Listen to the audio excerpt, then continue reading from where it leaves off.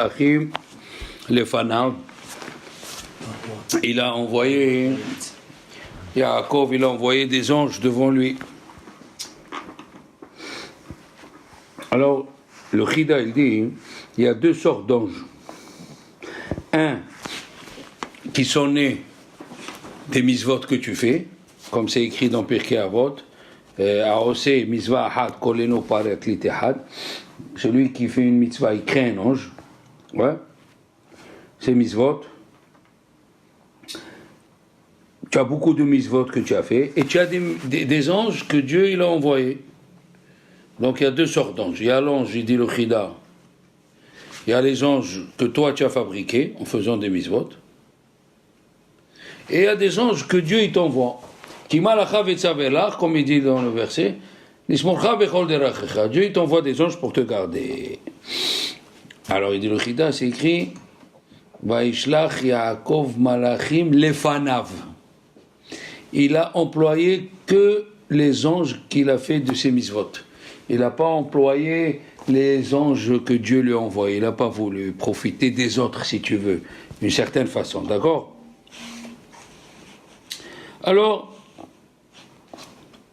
il y a le Or HaChaim HaKadosh, c'est bien d'ouvrir la parenthèse. Le Or HaChaim HaKadosh, Alav Shalom, il dit ceci. Combien Yaakov il a envoyé d'animaux? Il lui a envoyé 580. C'est quoi ce 580? Écoutez bien. 580, c'est le chiffre qui représente le mot Tokef.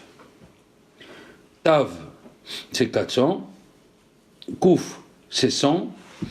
Et P, c'est 80, ça fait 580. Et alors, qu'est-ce qu'il a voulu faire Yaakov? Il a voulu que quand il prend ce shochad-là, ce cadeau de Yaakov, il perd sa force. Et ça, il perd sa force. Le fait qu'il a accepté ces 580, il a perdu le tokef. Et il continue, et les Mefarshim, ils rapportent ça, que le jour de Kippour, on offre 2 boucs. Oui, on offre.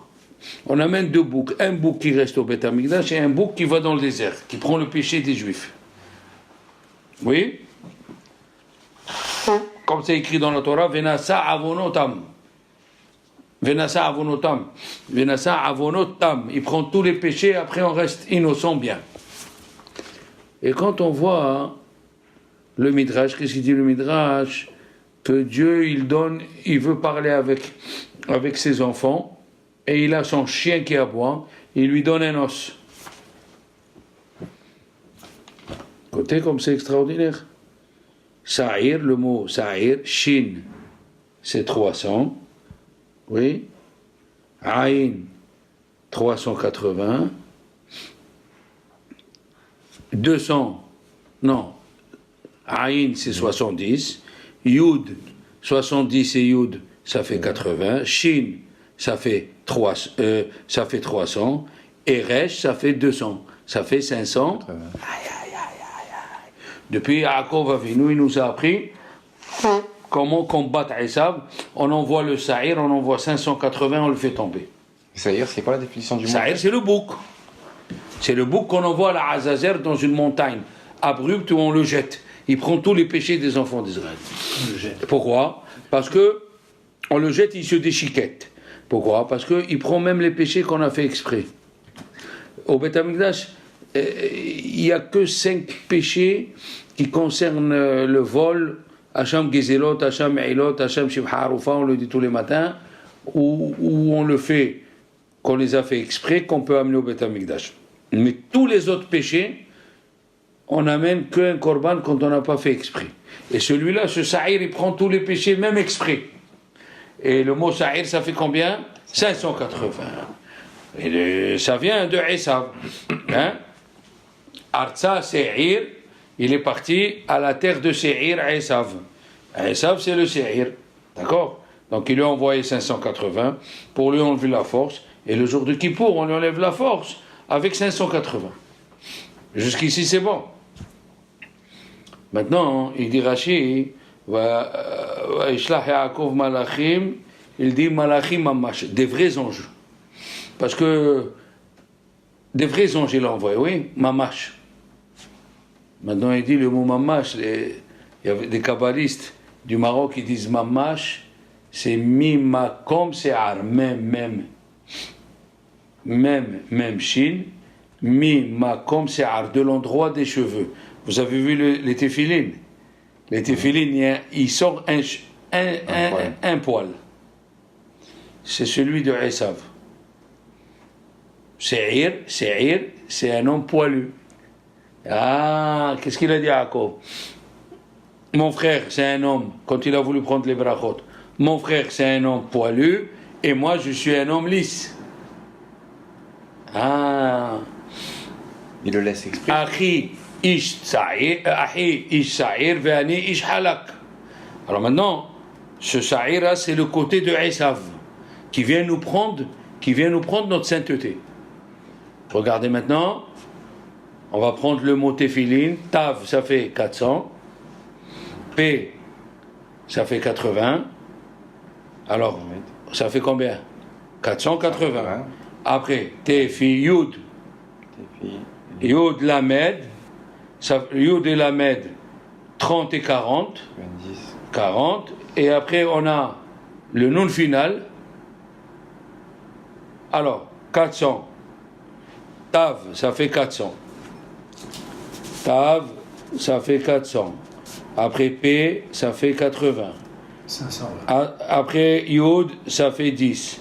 Après Lamed, ça fait 30. Et après Téphilin, le Nun final, ça fait 50. 5, 6, 7, 8. 8 et 8, 16. Et ça fait 160.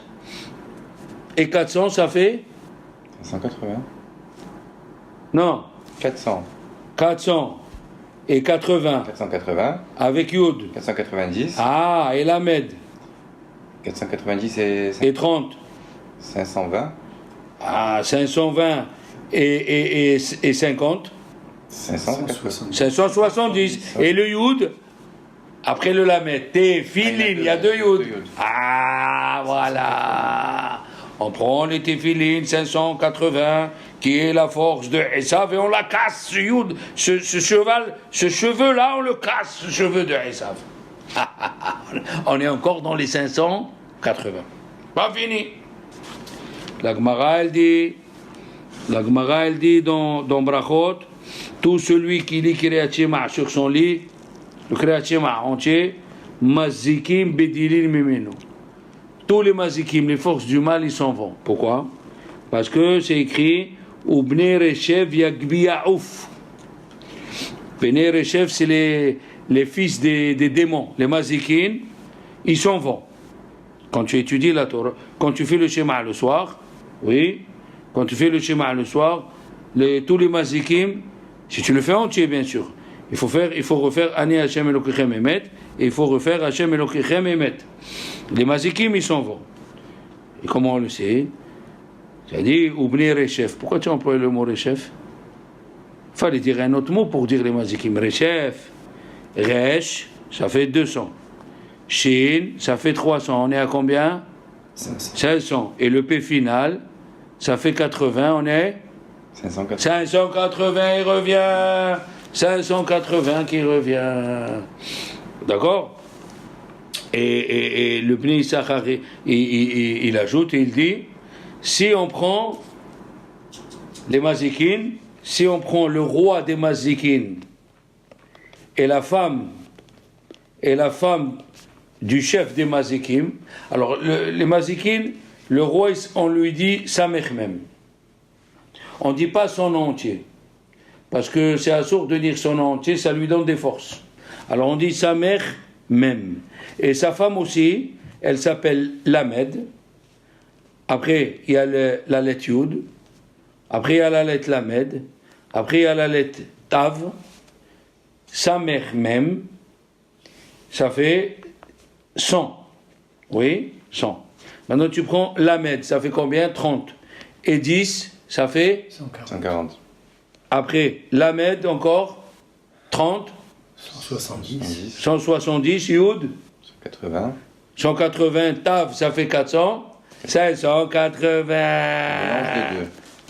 Celui qui lit le Kriyat Shema entier, dans le lit, les Mizikin, les forces du mal, ils s'en vont de lui. Avec Emet, Rav. Il faut répéter Ani Hashem Elokechem Emet, et tu répètes Hachem Eloké. Hashem Elokechem Emet. On lit Emet. Hein? Et on lit Emet. Eh ben oui, je viens de le dire 2 fois. Non, Ani Hachem Kechem Emet. Emet, Ensuite, et Emet. après tu dis Hashem Elokechem Emet. 248. Regardez comment ce chiffre 580 revient. Maintenant, hein, la Gemara elle dit, et on sait que Rechef, ou le Houmé Rechef, dans Azino, on sait que Rechef, c'est la Torah. Comme ça, elle continue la Gemara. Elle dit, on sait que Rechef, c'est la Torah. Mais maintenant, quand tu prends le mot Torah, hein? Quand tu prends le mot Torah, c'est combien la Gemataria du mot? Torah 611. Tav 400. Après il y a 6, 406. Après il y a Resh 200, ça fait 606. Après He 606 et He, ça fait 111. 611. C'est ça le mot Torah. Alors comment, si tu étudies la Torah aussi, les mazikim ils s'en vont, qu'est-ce qu'on a dit? Le roi Samech même, avec sa femme, ça fait combien? 580. Vous vous rappelez ou pas? Maintenant, son nom à lui du chef, Samech même, il a le mot elle à la fin, qui est le nom de Dieu. Ça veut dire, s'il n'a pas sa force de Dieu, il ne peut pas. Quel, ça fait 31. 580 et 31. 600 combien? 600? 580 et 31. 686, 611. 611. Comme le mot Torah. Aïe, aïe, aïe, aïe, aïe. Donc, soit que tu étudies la Torah, les forces du mal, ils s'éloignent de toi. Soit que tu fais le schéma entier sur ton lit, les forces du mal, ils s'éloignent de toi. D'accord? Donc ça fait 611 avec le mot Torah. Et qu'est-ce qui vient? Il ajoute le Bnei Issachar. Oh là là, fantastique.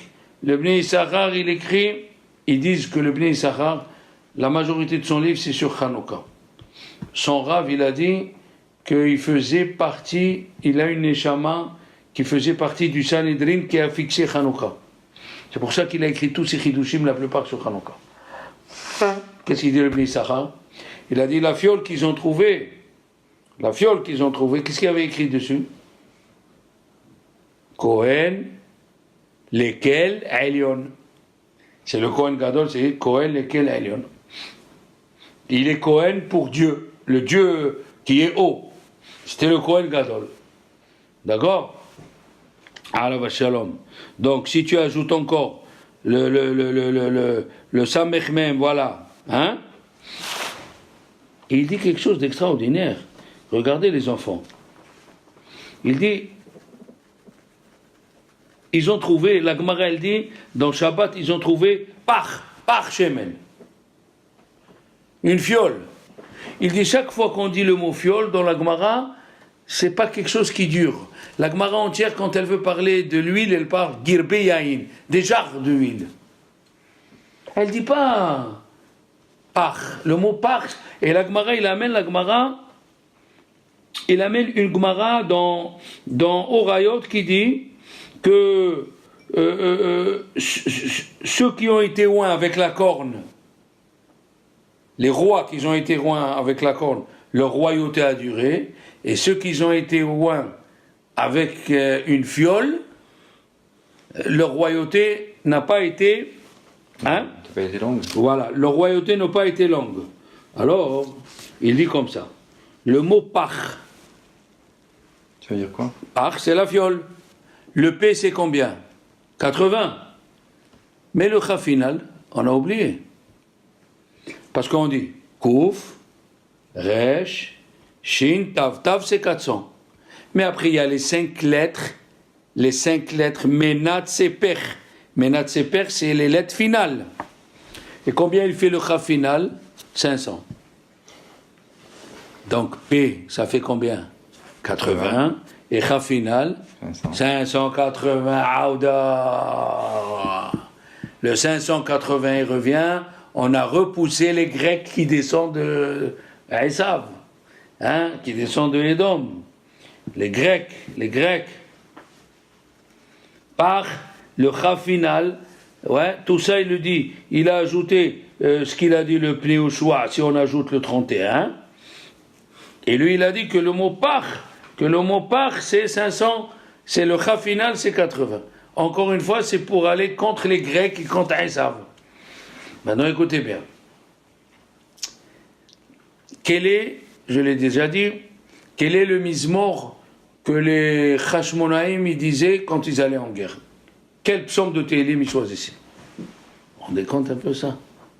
Eh bien, c'est écrit dans le Magen Abraham, dans les Achot Avdallah, que après le Kaddish du samedi soir, de la Hamida, on dit V'inoam, quand tu prends le mot V'inoam, avec Yosef Beseter Elyon, V'inoam avec Yosef Beseter Elyon, plus tu doubles le dernier passage qu'on le dit deux fois, il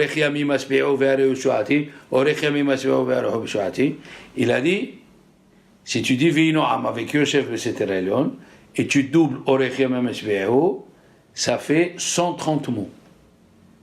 C'est la Gemataria de Ha-Kohanim.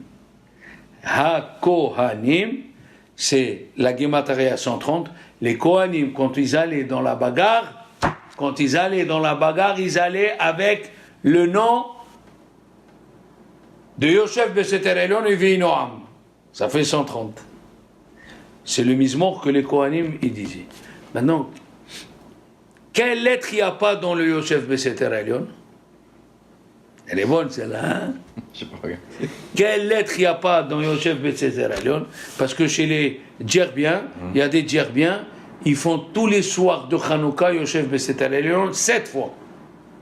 Comme ça, il dit le Ben Ish Chai, et eux ils font ça. 7 fois ils font Yosef Beseter Elyon. Quelle est la lettre qu'il n'y a pas?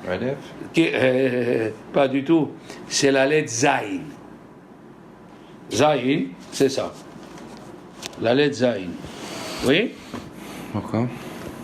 Il dit le Boudraham, pourquoi il n'y a pas la lettre Zayin? Parce que dans Yosef Beseter Elyon, c'est venu nous dire le bitachon que les Juifs ils doivent avoir envers Dieu. Il y a écrit dans Yosef Beseter Elyon qui ata Hashem Mahsi.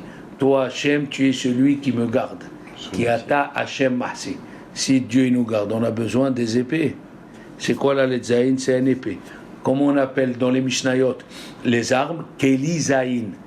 Celui qui est sous la protection de Dieu, il n'a pas besoin des épées. Oui. D'accord? Alors, qu'est-ce qu'on voit d'ici? On voit d'ici les protections que nous avons. Maintenant, les enfants, qu'est-ce qu'on a parlé? On a parlé 580. On est d'accord? Écoutez bien. Écoutez les enfants. 580, c'est pour affaiblir Esav. Et le mismor qui lisait les Kohanim, c'est Yosef Beseter, ça fait Gemataria 130. 580, si tu prends 8 et 5, ça fait combien? 8 et 5. Oui? 12. 13. Alors, 8 et 5, ça fait combien? 13. Plus le 0, ça fait? 120. 13 plus 0. J'explique. Qu'est-ce qu'on vient de dire? Que les Kohanim, ils lisaient Yosef Beseter. 130. Yosef Beseter, il y a 130 mots. La Gemataria de 130, c'est Ha-Kohanim. Ha-Kohanim. He, Chaf, oui, Ha-Ko, encore He, Nun, Yun même, ça fait 130. Donc les Kohanim, quand ils allaient en guerre, ils disaient Yosef Beseter. Maintenant, qu'est-ce qu'on a parlé tout à l'heure? Tout ce qu'on fait pour détruire Esav. C'est combien le Tokef, la force de Esav? 580. Tu prends 8 et 5, ça fait combien? 13. 13 plus le 0? 130. 130. Ha-Kohanim. Ha-Kohanim. Il faut se préparer pour Hanouka. On dort là, nous, hein? Il a dit le Khatam Sofer, les enfants. Pourquoi l'autre il fait 130, l'autre il fait 580, j'arrive pas à comprendre. À Kohanim, d'accord, mais pourquoi? Ça veut dire on retrouve à chaque fois cette force que les Kohanim avaient pour casser Esav, pour casser la force de Esav. Les Grecs, ils ont voulu nous rendre comme eux, penser comme eux. C'est quoi la philosophie grecque? Une fois, j'ai fait une conférence sur ça. C'est que 2 et 2 font 4 et pas plus. Ils ont voulu nous faire rentrer dans la logique. Non, monsieur. Nous, le peuple d'Israël, il est illogique. C'est pas possible.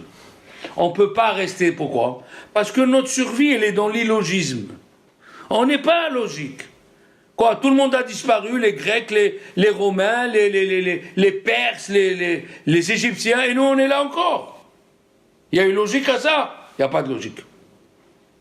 Il n'y a pas de logique. C'est ça la force que nous devons avoir.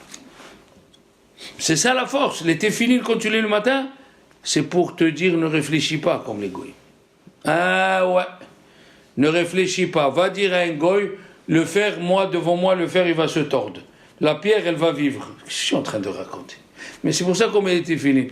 Parce qu'il y a les 10 plaies, et Dieu, il nous montre qu'il est le maître et le chef de toutes les matières qu'il y a dans le monde. Du plus petite chose à la plus grande chose, c'est Dieu qui décide. Et il a donné cette force aux tzadikim. Une fois, Rabbi Yosef Karo, il a fait une séouda. Parce qu'il a fini une Gemara. Il a invité Arizal. Et comme Arizal est jeune, il lui a dit, j'ai pas tellement faim. Alors ils ont commencé à parler. Après, Rabbi Yosef Karo lui a dit, non, s'il te plaît, mange, ne nous fais pas. Il lui a dit, j'ai pas tellement faim. Ils ont commencé à parler. Après, il lui a dit, mais là, tu me fais honte, là. Tout le monde mange et toi, non. Qu'est-ce qu'ils vont dire? Il lui a dit, dans tes gâteaux, il y a des vers. Des vers chez Rabbi Yosef Karo, celui qui a écrit le Shulchan Aruch. Tu comprends? C'est comme si je viens chez toi et un ange me dit, fais gaffe, chez Jonathan, il y a Tréfa, il y a le cochon. Quelque chose qui ne va pas là. Qu'est-ce qu'il a fait, Rabbi Yosef Karo? Il est sorti de table, il est rentré dans une chambre et il a appelé l'ange qui lui parle par la gorge, le mentor. Il avait un ange qui lui parlait par la gorge. Il lui a dit, écoute bien, Arizal est jeune. Il ne veut pas te le dire, parce que quand quelqu'un est jeune, il ne le dit pas.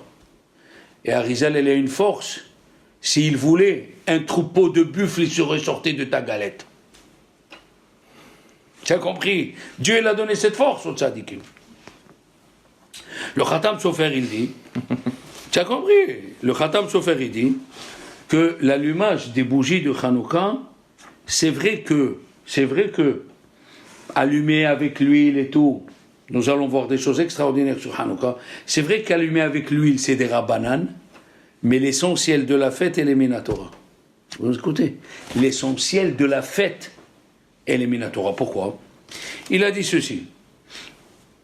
Vous savez que jusqu'à aujourd'hui, le Kal Vachomer et les Minatora. Ça veut dire on a Shlosh Esrei Midot la Torah Nidreshet. On a 13 façons comment commenter la Torah.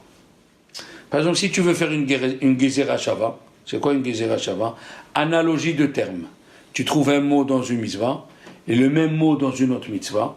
Tu colles les deux, tu dis comme ici c'est comme ça, ici aussi c'est comme ça. Exemple, Pesach c'est le 15, Sukkot c'est le 15. Comme à Pesach il faut manger le soir et pas l'après-midi la matzah, à Sukkot aussi il faut manger le soir le motzi et pas l'après-midi. Ça s'appelle Gezerah Shava. Et qu'est-ce qu'elle dit la Gemara? Un homme il ne peut pas faire une Gezerah Shava de soi-même. Il faut qu'il l'ait reçu de son Rav. Et son Rav de son Rav, jusqu'à Moshe Rabbeinu. D'accord? Mais Kal Vachomer, à plus forte raison, chacun peut le faire. Ah ouais, à plus forte raison, c'est la logique. Kal Vachomer, c'est la logique. Par exemple, le prophète, il nous dit, n'amène pas à Dieu un animal aveugle. Pourquoi? Est-ce que tu aurais offert ça au maire de la ville? Tu aurais offert ça au maire de la ville. Kal Vachomer, à plus forte raison à Dieu. Tu as compris ce que c'est Kal Vachomer? Elle dit la Gemara. Est-ce qu'on dit le Hallel à Purim et il y a le Kal Vachomer? Attends, ne réponds pas vite, Jonathan, tu n'as pas fait la Gemara. Qu'est-ce qu'il dit? Attends, mais regarde comme c'est joli. La Gemara, elle dit, si déjà en Égypte, d'esclavage à la liberté, on a fait le Hallel. On ne devait pas mourir, c'était l'esclavage. De l'esclavage à la liberté, on a fait le Hallel. À Purim, de la mort à la vie, on ne va pas faire le Hallel. De la mort à la vie, on ne va pas faire le Hallel. C'est un Kal Vachomer. Kal Vachomer, c'est Minatora. Qu'est-ce qu'elle dit la Gemara là-bas? Elle dit, bien sûr, la lecture de la Megillah, c'est le Hallel. Tout le monde attend de lire la Megillah en même temps. Donc, le Kal Vachomer, il est Minatora. Et il dit le Hatam Sofer, au temps de Hanouka aussi, 2 siècles avant la destruction du temple, les Grecs, ils ont tué des Juifs. Il y avait le Midrash raconte, il y avait une grotte où il y avait 1000 Juifs qui voulaient être Shomer Shabbat. Ils ne sont même pas descendus les tuer.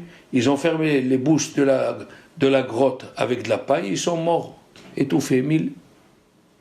Les Goïms voulaient nous tuer. D'après Rashi, dans la paracha de Vezot HaBeracha, quand Moshe Rabbeinu, il bénit Lévi, il dit Barech Hashem Helo, bénit son armée. Quelle armée? Il dit Rashi, les 13 Maccabis contre des milliers de Grecs. Selon le livre Flavius Joseph, Yosifoun, ils étaient à peu près 16 000, 17 000 contre 60 000. Et les 16 000, c'était des agriculteurs, avec des bouts de bois, des pelles, des fourches. Et un, il disait à l'autre, alors qu'est-ce qu'on fait? Comment on fait la guerre? Il a dit, voilà, tu le vois, fais Ashkaba sur lui et jette-lui la flèche. Il ne savait pas combattre, il ne savait rien faire. D'accord? Il dit le Hatam Sofer. Et d'où on le sait? On sait comme ça. Écoutez bien. Chaque fois que la Gemara, elle parle d'une mitzvah des Rabbanan qui a été mal fait, elle ne dit pas le mot psoul. Dans la Gemara de Eruvin Davbet et dans la Gemara de Souka Davbet, la Gemara, elle dit, chaque fois, elle dit sur un. Par exemple, la Gemara, elle parle de faire le Eruv dans un couloir qui amène à des maisons. Elle a dit, tu mets la poutre, il ne faut pas la mettre au-dessus de 20 amot. La Gemara dit, si tu l'as mis au-dessus de 20 amot, eh bien, tu la diminues. Elle n'a pas dit le mot. Alors, les enfants, celui qui allume les bougies de Hanouka et les bougies de Shabbat, il aura des enfants Talmidei Chachamim. Pourquoi? Kiner mitzvah vetorah or. Hein? Kiner mitzvah vetorah or. Dites-moi, nos parents, ils n'ont pas allumé les bougies de Hanouka, les bougies de Shabbat? Pourquoi on n'est pas sorti Talmidei Chacham? C'est la question qu'il dit Rabbi Yitzhak Sagenehor, le fils de Haravad qui habitait en Provence il y a 8 siècles. Il a dit pourquoi combien de Juifs ils ont fait Ner Hanouka et Ner de Shabbat, ils ne sont pas sortis Talmidei Chachamim. Il a dit peu ont fait la mitzvah de Hanouka comme il faut. Pas bien. On ne la fait pas comme il faut. Voilà, on ne la fait pas comme il faut. Il dit le Meiri, il habitait la France à Montpellier, Rabbi Menahem, mais Minahar. Il a dit, quand tu allumes la Hanouka, il faut la faire avec la joie et une ferveur. Combien de gens ils allument comme ça ils allument et ils s'en vont. Tous les tzadikim, ils ont dit, il faut rester une demi-heure et chanter devant la Hanouka. Rabbi Haïm Ozer, Grozinski, qui était le grand rabbin de Vilna, et qu'il avait une bibliothèque et un savoir immense, une fois il était à Cracovie. Vous connaissez ce qu'est Cracovie? C'est la Pologne. Et il a eu un problème dans les chaussures, et il est venu voir un cordonnier juif dans le quartier juif, quoi. Et le cordonnier lui a dit, attends s'il te plaît, parce que c'est le moment d'allumer la Hanouka, alors attends-moi. Il lui a dit, bien sûr.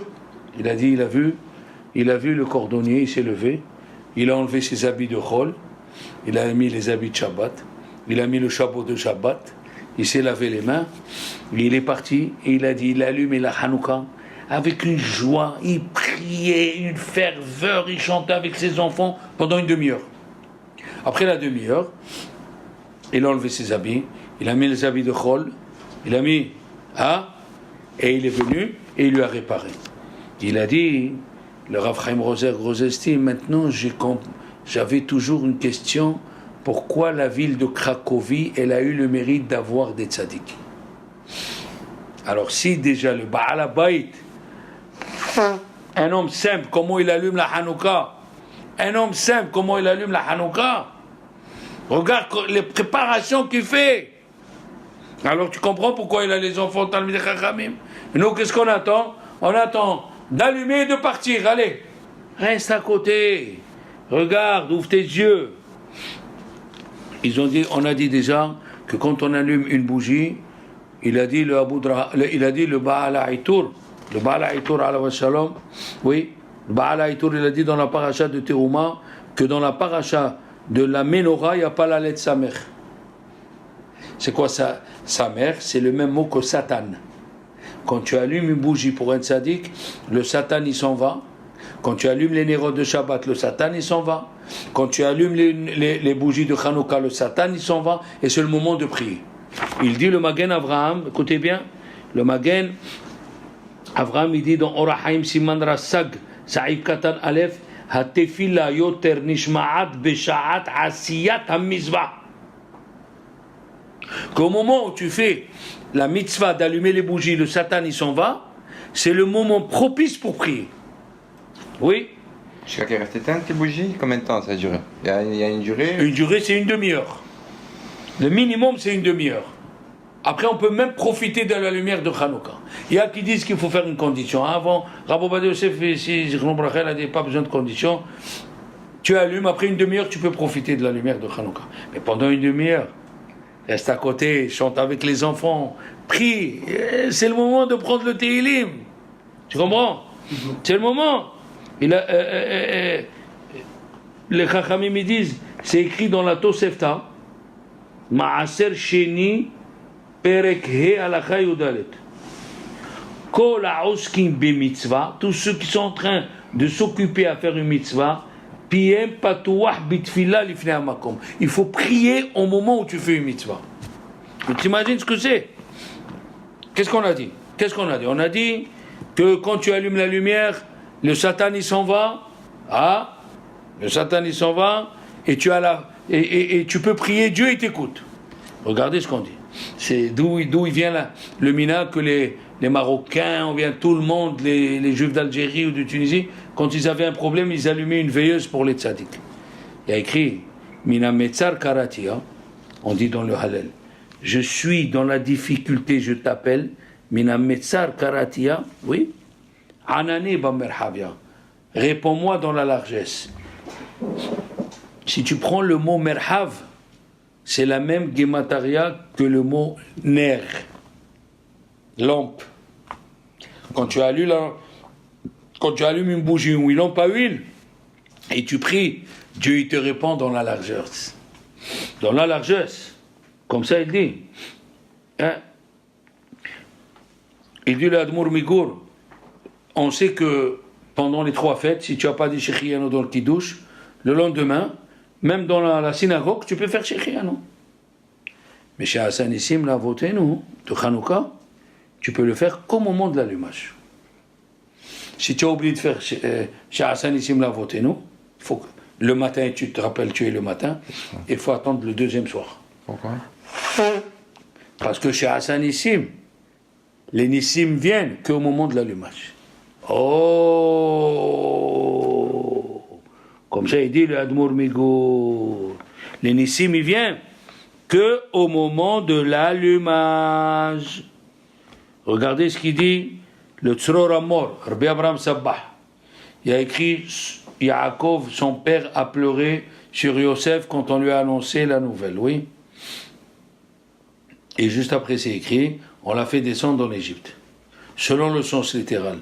Quelle relation, parce qu'il a pleuré le père, on l'a fait descendre en Égypte. Il dit Rabbi Abraham Sabbah, vous ne pouvez pas vous imaginer. S'il n'avait pas prié Yaakov Avinu, on aurait trouvé Yosef au Colombie. Et là, il serait impossible de le ramener. Parce qu'il a prié son père, alors il est descendu à côté en Égypte. Et il dit le Chazon Ish, plusieurs fois tu pries pour ton fils, et tu vois, ou ta fille, et tu vois qu'il n'y a pas... Il n'y a rien qui sort. Il a dit, il ne faut pas te décourager. Tes prières, ils vont sauter une génération et le petit-fils ou la petite-fille, ils vont rentrer dans la Torah. Une fois, il y avait, je l'ai dit ce matin, il y avait un grand rêve qui s'appelle le Yesod, à Abouda. Yesod à Abouda. Une femme, elle est venue le rencontrer dans le marché. Il était avec son shamash. Alors il a dit, qui c'est le Rav ici? Alors le shamash, il a dit, voilà le Rav. Et le Rav, il a montré au shamash, c'est lui le Rav. À la fin, cette femme, elle est tombée par terre, s'est mise à pleurer. Et là, le Rav lui a dit, qu'est-ce qu'il y a, ma fille? Il lui a dit, ma fille, elle était dans la Torah, ma fille, elle était avec moi. Elle est partie chez les Goïms, je ne sais pas, ça fait un mois, je ne sais pas où elle est. Il lui a dit, tu as des habits à elle qu'elle portait avant de sortir de la Torah? Il lui a dit, oui. Il lui a dit, tu vas prendre un habit, un petit, tu vas le couper, tu vas le faire les mèches pour allumer la Hanouka et les lumières de Shabbat. Il a dit, même pas 2 semaines, au milieu de Hanouka, le Shabbat Hanouka, ils étaient en train de manger, la porte, elle s'ouvre et elle rentre, la fille, maman, papa, je ne sais pas ce qui m'est arrivé. Et elle est revenue à la maison. Rassurez-moi, vous l'avez dit ce matin dans la halakha. Je l'ai dit ce matin dans la halakha. Ça y est, j'entends des choses, je les revois. Mais c'est fantastique, c'est fantastique. Qui a fait ça la première? C'est la prophétesse Déborah. La prophétesse Déborah, elle avait un mari, il était Hamar, Barak ben Aminaham. Une fois, c'est écrit, Déborah Échet Lapidote, la femme des mèches. C'est quoi la femme des mèches? Elle a dit à son mari, viens, tu es Hamar, c'est pas un problème. Je vais t'aider. Elle faisait des mèches, les pétilotes, elle faisait des mèches, elle lui donnait à son mari, amène-les au Mishkan, à Shiloh, pour qu'on allume la menorah avec.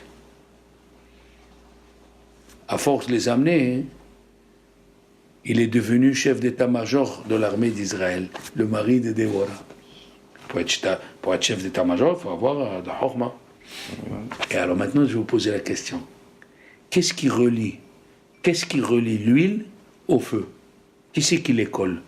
L'huile d'olive et le feu. Qui c'est qui les colle? La mèche. La mèche, comment on appelle une mèche en hébreu? Pétila. Pétila, c'est les mêmes mots que tefila. Oh, papa! Quand tu allumes la menorah chez toi, quand tu allumes les lumières de Shabbat, la pétila et tu fais la tefila, alors il vient la lumière chez toi. Alors il vient la lumière chez toi.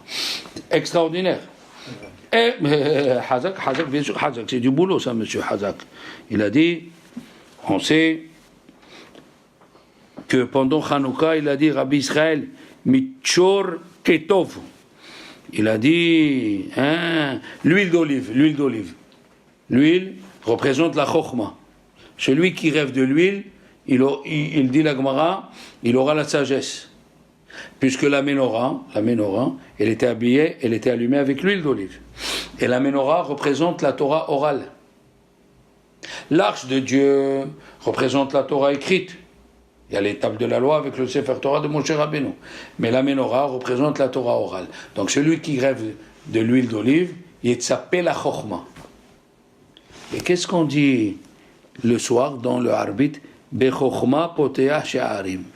Avec intelligence, tu ouvres les portes. C'est-à-dire qu'à Hanouka, quand on allume avec l'huile d'olive, tu peux demander la chokhma au bon Dieu.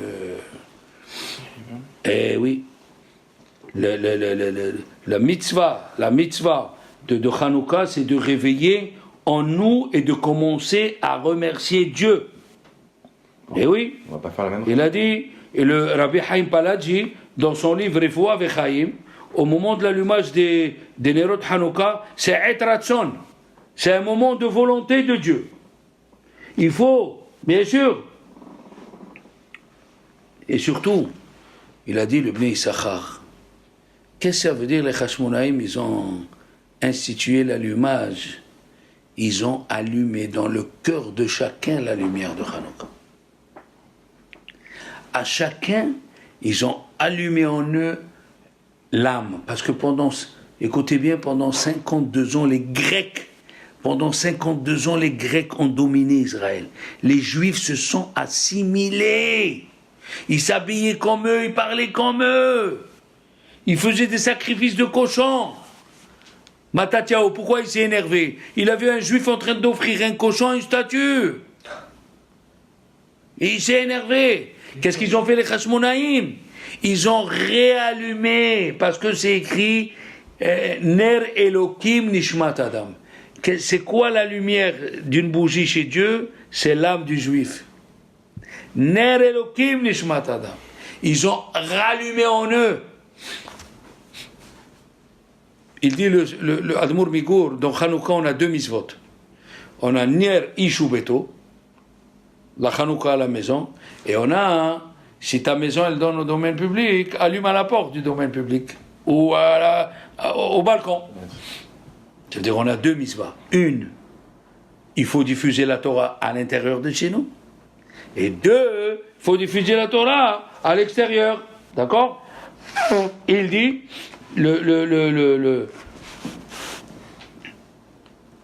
Rabbi Tzadok HaKohen, dans son livre, il dit, Alav Shalom, que celui qui fait bien Hanouka, il devient riche. Pourquoi? Parce que c'est écrit, la Hanouka, où il faut la mettre? À gauche. La mezouza à droite. Et qu'est-ce qu'il dit le Pasuk? Orech Yami Bimina, la longue vie, elle est à droite.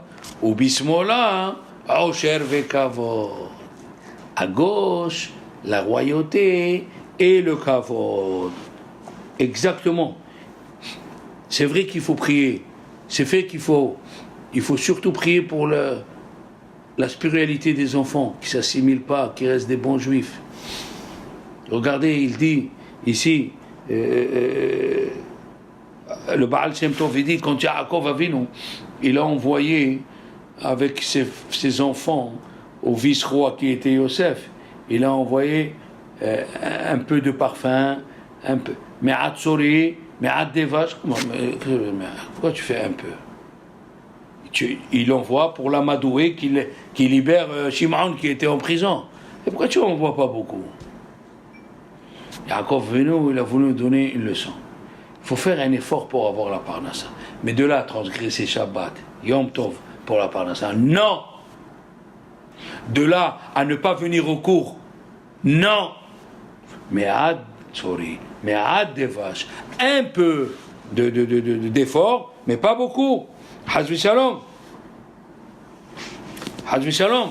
Il a dit, Rabbi Chaim Sonnenfeld. Rabbi Chaim Sonnenfeld, il a dit une chose fantastique, les enfants. Il a dit, il était à Vienne, et il y avait un Talmid Chacham, il faisait qu'étudier la Torah jour et nuit. Même pas il parlait l'allemand, l'autrichien. Une fois, il est sorti dans la rue, il a vu une grande affiche, il a demandé, c'était un riche à qui il a demandé, un juif, qu'est-ce qu'il y a écrit dans l'affiche? Alors il lui a lu l'affiche, il a commencé à parler avec lui. Et je ne comprends pas, un homme intelligent comme toi, il n'apprend pas l'allemand, là? Alors le Talmid Chacham, il lui a dit, dis-moi, tu vas chez le tailleur pour faire les habits? Il lui a dit oui. Il lui a dit, pourquoi tu ne fais pas toi-même l'habit, tu économises? Après il lui a fait, tu payes le puiseur d'eau pour qu'il t'amène l'eau à la maison, on parle à l'époque. Il lui a dit oui, il lui a dit, pourquoi tu ne vas pas toi? Et tu économises. Il a dit, mais moi ce que je gagne en 1 heure, le puiseur d'eau il ne gagne pas, je peux lui donner et gagner. Il lui a dit, moi ce que je gagne en 1 heure de Torah, ce que je gagne en 1 heure de Torah, je ne veux pas le perdre en 1 heure pour apprendre l'autrichien. Waouh. C'est extraordinaire. Comment il faut savoir qu'est-ce que tu as dans la main. Tu as une parnassa, ok. C'est Dieu qui a décidé comment elle est ta parnassa. On est différents. Alors la parnassa est différente. Mais c'est pas à cause de ça qu'il faut annuler les cours, les tfilot, le Shabbat, Yom Tov. Non, pas du tout. Il a dit, ils ont demandé au Chazonish. Une fois, ils lui ont demandé à un monsieur, moi je fais attention à tous les mitzvot de la Torah. Mais on m'a proposé un endroit, comme ça il lui dit, on m'a proposé travailler dans un endroit avec une bonne paye, mais les gens autour, ils sont froids dans le service de Dieu. Il lui a dit, le Chazonish, en yiddish, Klot Virin, refroidissement dans l'Aïrat Shamaïm, Yarek va aller avoir. Yarek va, faut pas aller. On a vu tous ceux qui ont, malheureusement, on a vu tous ceux qui ont quitté la yeshiva, ils sont partis habiter loin. Tu habites loin d'un rave, loin d'une yeshiva, tu te refroidis, tu deviens n'importe quoi. C'est vrai. N'importe quoi tu deviens. Regardez rien que, comme tu disais toi, en été, quand on rate quelques cours, on n'est plus les mêmes. Il faut essayer, faut venir recharger, réétudier et se préparer. D'accord, les enfants? Voilà, pour ce soir.